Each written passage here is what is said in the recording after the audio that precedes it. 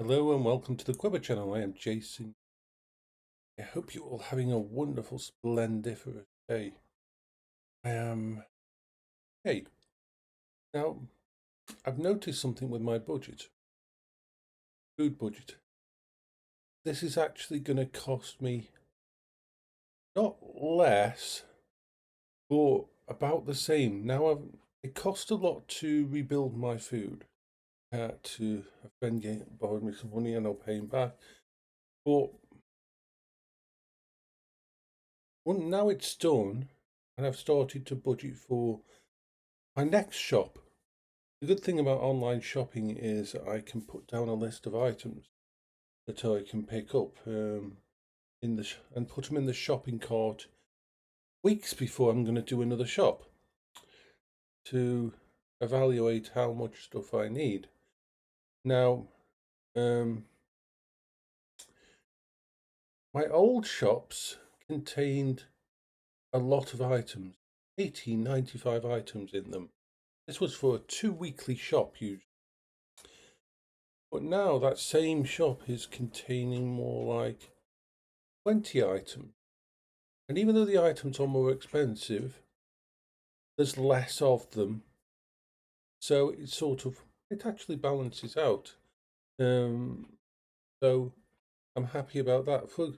There is little luxuries that I'm going to put in there, and they are luxuries, but when you think, I can no longer, if I'm having a bad night or a bad day, order out a pizza or a Chinese or something, just to be that positive comfort food that a lot of us like when we don't feel like doing anything, when we're feeling fatigued.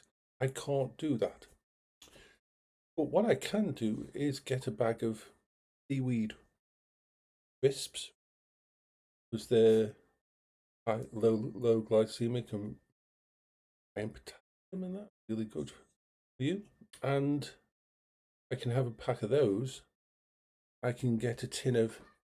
They cost about £2.50, so they're a lot more expensive than normal crisps. I would only have like 2 bags of them in a month. Have them with a tiny bit of avocado mayonnaise. I just put avocado mayonnaise. It's really good for you. And a tin of tuna. No, a tin of salmon. Mixed in tuna and not tuna. Mix the mayonnaise and salmon and probably a little bit of paprika in there and cayenne pepper. Mix it all up and then have it on top of crisps. I've tried that once and it was really, really nice. And it was really nice as a snack while I was watching TV. And it worked in with my diet plan and it worked in with all my bits and pieces that I'm allowed to eat. That was a reward. I can't do that a lot because that meal cost almost £5. But if you put them in perspective, I was probably having 2 or 3 takeouts a month when I had really bad days or when I really just wanted to just veg out and with the dog and that. And those takeouts were costing between £10 and £20. So I can afford to keep in a few of these items. And a good thing about them, they're all tinned stuff or bagged stuff, so they'll last months and years, which I like. It helps me with my stuff. And so, yeah, I am able to do things like that, which I had to rebalance everything. Everything I do is a coping strategy. Everything. Food is a big part of that coping strategy. Being able to order a takeout and sit down with the dog and share a takeout with it was a good comfort thing, was a good helped my brain to de-stress and level out in that. I've removed a massive amount. I've had to put other things in there because all these things I do keep me going every day. Got to keep doing them. I can't just stop because my body's changed. What's wrong with my body has changed. I can't just stop these things because these are the kind of things, the low level coping strategies that keep me able to function and live independent. So I have to keep doing it And so I'm finding that yes, I can.